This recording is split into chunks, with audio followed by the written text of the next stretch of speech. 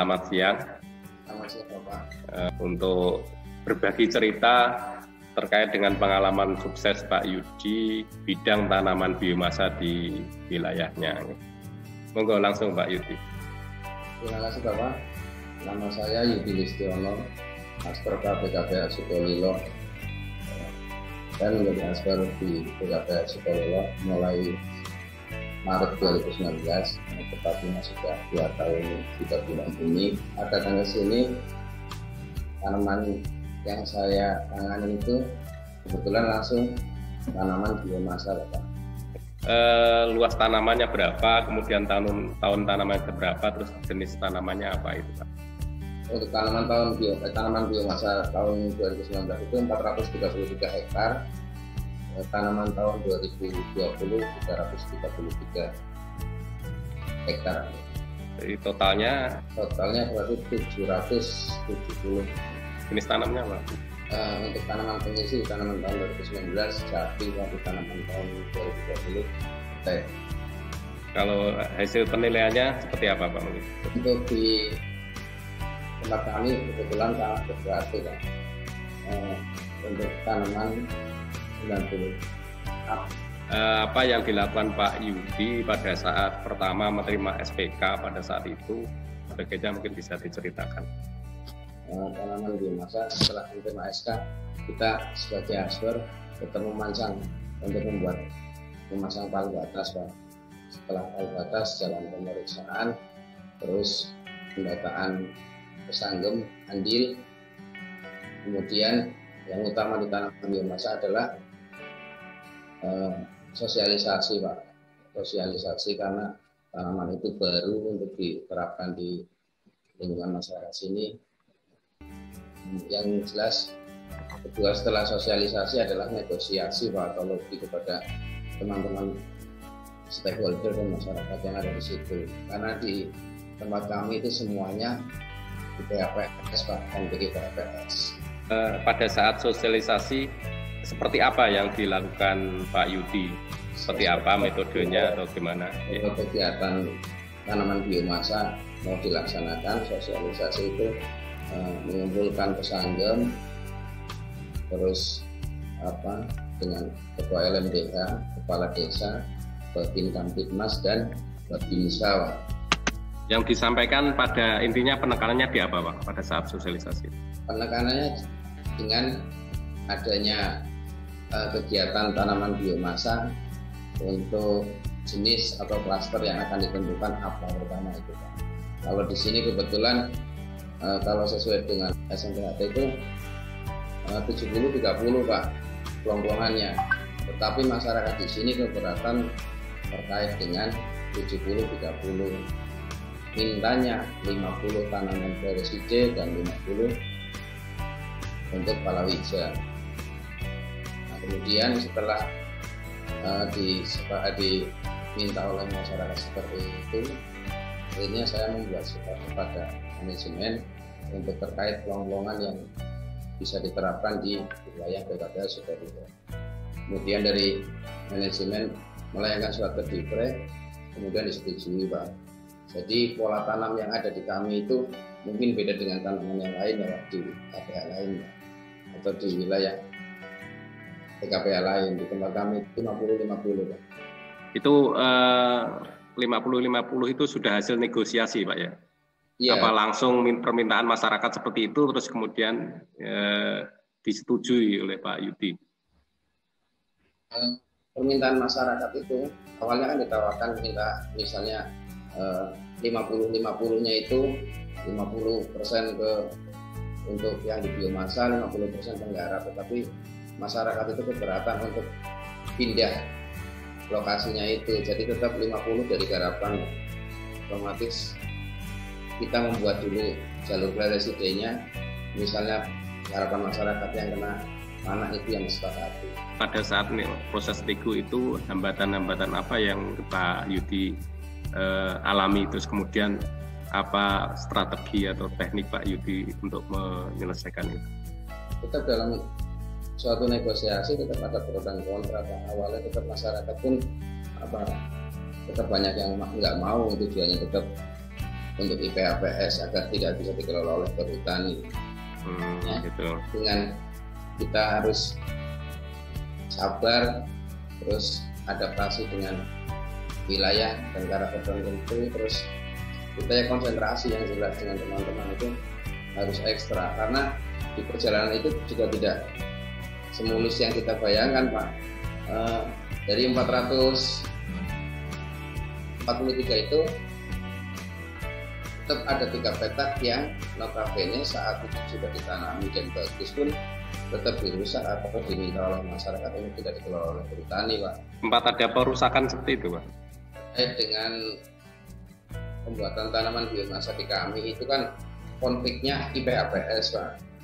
Bahwa di tempat kami itu ada pengajuan dari Kabupaten Kendeng Mandiri 1.800 hektar itu sedang diajukan untuk dikelola IPHPS, sehingga petak-petak yang berdampingan dengan desa tersebut atau bantuan LMDA tersebut di bantuan wilayah hukum Duren Sawit itu akhirnya minta perhutani untuk tidak mengelola atau melepas petak tersebut untuk tidak dilanjutkan tanamannya tersebut, sehingga dirusak padahal kondisinya sudah ada perusakan. Itu apa yang dilakukan Pak Yudi?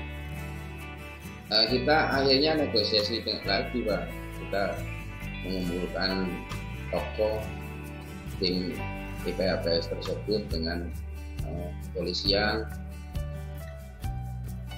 Tidak cukup di situ saja, sampai dari IPHPS tersebut menyerahkan surat ke kementerian, akhirnya ada negosiasi dengan Direktur Bursa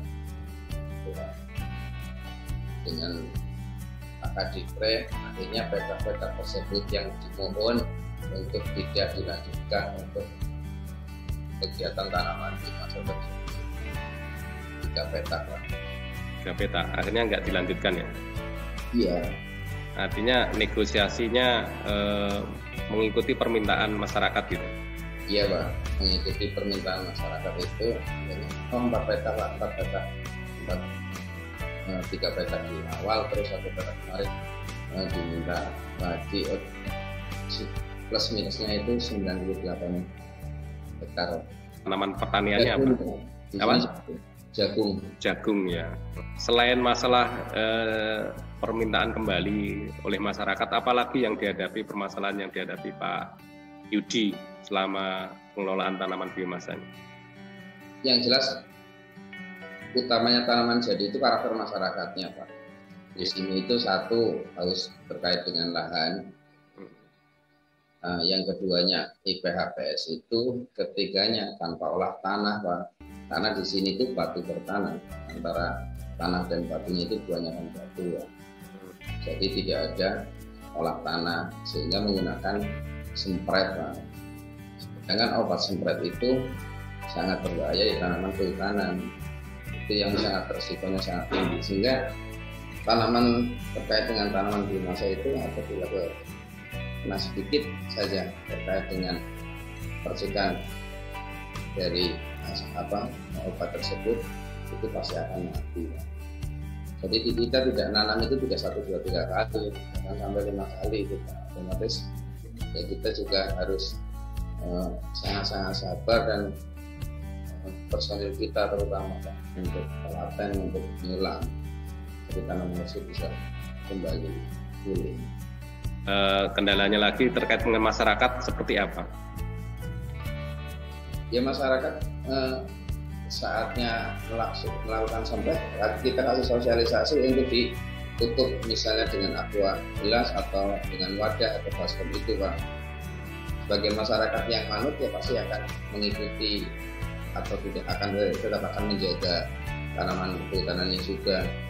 Tapi masyarakat sini karena terkait dengan konfliknya IPHPS itu banyak kan iri, Pak, dengan teman-teman yang lain. Misalnya kayak di kami itu kesulitannya petak tersebut yang sebelahnya aja kok bisa untuk tidak dilanjutkan, kenapa ini dilanjutkan? Itu kan masalah yang sangat berat di situ. Ya, dengan permasalahan seperti itu apa Pak Yudi untuk mengontrol pertama tadi karena sempret tadi kan berbahaya ya untuk tanaman kehutanan. Kemudian dengan kondisi masyarakat yang iri dengan daerah sekitarnya terkait dengan IPAPS itu apa yang dilakukan Pak Yudi? Hanya bisa komunikasi, Pak. Komunikasinya seperti apa? Kita rutin ke situ, rutin patroli, yang jelas rutin nyulam juga, Pak. Yang mungkin masyarakat itu kan akhirnya sering ketemu kita petugas, akhirnya ayo bolak-balik disulam, bolak-balik disulam. Untuk kontrol tanaman mati itu seperti apa triknya Pak Yudi supaya tanaman mati itu segera tertanam kembali? Yang jelas kalau di tempat kami petak per petak, terus andil per andil, sama acir atau lubang, setiap acir atau lubang itu, Pak. Dan disegerakan, Pak. Dalam artian kita melihat 1-2 lubang yang kosong, tetap kita harus cepat ditanami. Karena untuk besok paginya misalnya kita mengabaikan untuk nanti di sini besok akhirnya tertunda juga. Informasi yang sering didapat dari Pak Yudi, kepada Pak Yudi terkait dengan tanaman mati itu dari pesanggem atau dari mandor? Pak Mandor, Pak. Mandor yang dikelola Pak Yudi berapa orang? 10, Pak. Bagaimana memastikan bahwa Pak Mandornya itu sudah melaksanakan, kan sebelumnya mesti ada sosialisasi ke mandor juga ya Pak Yudi ya? Ya. Bagaimana memastikan apa yang disampaikan ke mandor tadi sudah dilaksanakan? Dalam kami kebetulan di Dipre Jawa Tengah itu ada evidence point, Pak. Walaupun evidence point saat ini hanya diterapkan kepada KRPH, tetapi di BKPH kami itu diterapkan juga kepada mandor, Pak. Jadi semuanya dibikin grup untuk evidence, setiap kegiatan yang ada di tanaman dan keamanan pun termonitor.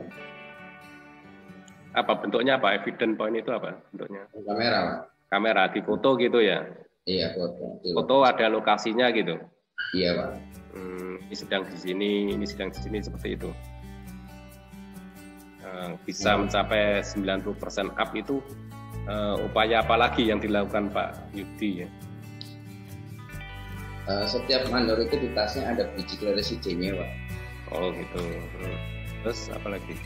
Iya, jadi kan setiap melihat ada acir yang kosong, minimal dipanja, diisi, ditanam gitu. Karena kleris itu sebetulnya mudah, Pak, apabila tidak diganggu oleh masyarakat. Mandor itu di tasnya pasti minimal ada bijinya, Pak. Ya. Ya. Dengan itu 10 mandor itu semua punya tanaman biomasa itu? Iya, Pak. Bagaimana pembagian kepada 10 mandor itu seperti apa yang dilakukan Pak Yudi? Kalau melihat dari pembagian 10 mandor itu memang sebetulnya tidak tercakup, Pak, karena dari 2 tahun aja itu 82 ini, Pak, peta. Berarti satu mandor itu di rata-rata 8 sampai 9 peta. Kalau standarnya menurut Pak Yudi mestinya berapa? Ya, kalau standar tanaman tahun pertama 25 hektar, tanaman tahun kedua 75, tanaman tahun ketiga 100. Nah, dengan kondisi seperti itu kan tentu ada triknya, Pak. Nah, dengan 10 mandor itu dengan cakupan per mandor 8 sampai 9 peta itu apa yang arahan Pak Yudi yang kepada mandor itu seperti apa ya? Saya hanya menerapkan kepada teman-teman itu kan yang jelas ini, Pak, pendekatan kenal. Pendekatannya seperti apa yang dilakukan Pak Yudi? Ya, kita misalnya terkait dengan Pak Mandor, kita ajak sana menerapkannya. Kalau pola kerja saya itu kan sebagai teman, sebagai orang tua, dan terakhirnya baru sebagai pimpinan. Jadi otomatis Pak Mandor dengan kami sebagai aspek tidak canggung, Pak. Tidak ada batasannya, misalnya takutlah dengan Pak aspek. Misalnya ada kendala itu pasti akan menyampaikan. Iya. Tanya daurnya berapa tahun Pak ini untuk tanamannya? Berapa? 4 tahun ya. Bagaimana Pak Yudi melakukan monitoring dan evaluasi supaya tanaman ini terus tetap bertahan gitu? Pendekatan ke masyarakat Pak dan stakeholder. Pendekatannya yang dilakukan seperti apa? Sosialisasi aja di sana. Terus sosialisasi terus. Iya. Berapa kali dalam seminggu atau sebulan melakukan saya minimal dalam 1 minggu itu 1 kali Pak ke desa atau duku tersebut. Kadang kan satu duku atau desa pun 2 atau 3 petak karena saking banyaknya petak. Iya, sosialisasi walaupun sudah memasuki ada tahun kedua, ketiga masih tetap terus sosialisasi ya. Iya. Masih ada gangguan-gangguan nggak dari masyarakat sekitar terkait dengan tanaman yang sudah berjalan ini? Tetap ada Pak. Kemarin di tanaman tahun 2020 itu di bulan Desember itu sudah ditanami, sudah tingginya itu 10 sampai 20 cm itu disempret Pak. Disempret. Kemudian kami sosialisasi ke kepala desa terkait dengan itu untuk pembinaan, namanya dicatatkan untuk dikasihkan pembinaan. Tetapi di kemudian hari juga akhirnya mengulangi lagi Pak. Kemudian saya proses hukum sampai ke Polres Pak. Hukum Mbak ya? Ya, saya hanya pengaduan ke Polres, kemudian akhirnya ditindaklanjuti, diadakan penyidikan, pemanggilan saksi. Akhirnya setelah di Polres juga diadakan pembinaan Pak, hasil terapi karena terkait dengan kita mempunyai 2 peraturan yaitu P39 dan P83 Pak. Jadi pihak kepolisian hanya menjembatani untuk Pak terkait dengan seperti ini konflik di perhutanan itu. Pengakuan di sini juga sedang proses pengajuan di PHPS yang satunya sebagai pengelola, makanya diadakan pembinaan Pak, oleh Polres. Pembinaannya akhirnya tetap perhutani menyediakan bibitnya kembali, terus masyarakat yang kemudian dibikin surat pernyataan untuk merawat tanaman tersebut. Nah, dan alhamdulillah ini tidak dirusak lagi. Luasnya berapa? Yang dirusak itu 3 petak plus minus 45 hektar. Ya lumayan nih Pak. Iya. Tanamannya tapi sekarang sudah ditanami kembali itu? Iya, tetapi kan petani sendiri yang menyediakan bibit. Akhirnya kita harus swadaya yang menggunakan bibit tersebut. Kebetulan kami membuat persemaian juga sih Pak. Berapa banyak yang disediakan untuk cadangan itu? Berapa persen kan? Untuk tahun 2020 kemarin saya buat 50.000. Untuk mengcover berapa hektar Pak itu? Kemarin untuk mengcover 333. Berarti sekarang nih yang kemarin dirusak masyarakat itu baru kan akhir Desember Pak ya? Ini sekarang kalau pertumbuhannya seperti apa? Kondisinya saat ini bagus Pak. Bagus Pak ya. Ini punya data enggak? Ya, mungkin semacam buku pantauan itu yang dilakukan Pak Yudi, jenis bukunya seperti apa untuk memantau mungkin perkembangan tanaman biomasa ini? Teman-teman di daerah lain sama. Kita kan punya laporan kemajuan pekerjaan, jadi setiap kita kan melihat dari itu. Itu diisinya Pak Yudi setiap kapan laporan itu? 1 bulan sekali. 1 bulan sekali. Kalau hariannya Pak Yudi atau harian atau mingguan mengisinya dengan apa? Dengan form apa? Untuk laporan Pak Mandornya itu kan sudah tertera di buku hijau, dan setiap andilnya itu Pak Mandor pun mempunyai jumlah untuk yang ditanam atau yang matinya. Pak Yudi untuk mungkin bisa nyampaikan sampai dengan mungkin penilaian terakhir itu hasil penilaiannya berapa persen Pak? Kemarin untuk tanaman petak 20 TM1 luasnya itu 19 hektar itu dia masuk di angka 98. Terus yang tanaman sebelumnya? Tahun 2020 variasi Pak, ada yang 90. Rata-rata. 25 masih seperti masih di atas 90 Pak ya? Iya. Mungkin Pak Yudi bisa ceritakan mungkin yang belum saya tanyakan terkait dengan trik-triknya supaya tanamannya biomasa ini sukses sampai dengan akhir gaur gitu Pak. Tanaman biomasa itu apabila yang di tempat-tempat konflik itu memang sumber daya manusianya Pak, masyarakat hutannya Pak. Daun residi itu ya memang diminati oleh untuk pakan ternak. Dan masyarakat itu sebetulnya takut apabila residi itu pupuk granul Pak, itu tidak diambil Pak.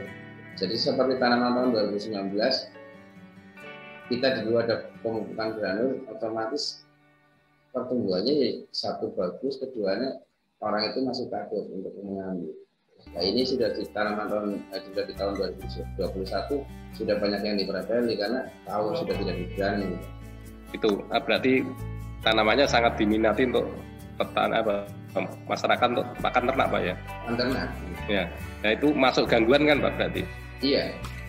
Bagaimana cara mengatasinya itu? Harapannya ya kalau teman-teman di lapangan itu pura-pura itu disemprot Pak. Misalnya racun hama pada misalnya tikus atau gimana disemprot itu seperti itu. Pura-puranya seperti itu. Padahal kan tidak disemprot. Tapi yang jelas apabila dipupuk granul itu masyarakat takut Pak. Karena granul itu di ternak itu kembung. Terus apalagi Pak mungkin yang sangat signifikan mengganggu suksesnya tanaman biomasa itu? Di setiap wilayah beda Pak. Kayak di sini kan gangguan tikus kebetulan tidak ada Pak. Jadi kan otomatis untuk penanganan terkait dengan hama tikus pun ya yang ada aja, yang ada di wilayahnya Pak Yuti seperti apa gangguan-gangguan lainnya yang ada? Gangguan kita sempret. Sempret aja itu ya? Sempret. Selain tadi lahan yang tadi ya, lahan kritis tadi ya, berbatu ya? Itu tidak, nyempretnya itu dengan benar masih bisa menjaga itu ya pasti tanaman di kami itu jadi. Jadi kalau udah sempretnya tidak terpantau atau liar itu pasti tanamannya ya bolak-balik rusak. Pak Yuti punya enggak semacam perjanjian gitu ya dengan penggarap-penggarap di tanaman di peta-peta itu? Perjanjian terkait masyarakat tidak mulai melakukan sempret, iya sosialisasi kita bikin notulen gitu, iya Pak. Tapi ada ya. Pelaksanaannya tetap masyarakat itu bandel. Pelang-pelang tanaman aja itu sudah di setiap pelang larangan, setiap kita mau masuk peta tersebut saya bikin. Pelang larangan apa seperti apa yang biasanya? Tidak boleh menyempret di lokasi tanaman biomasa.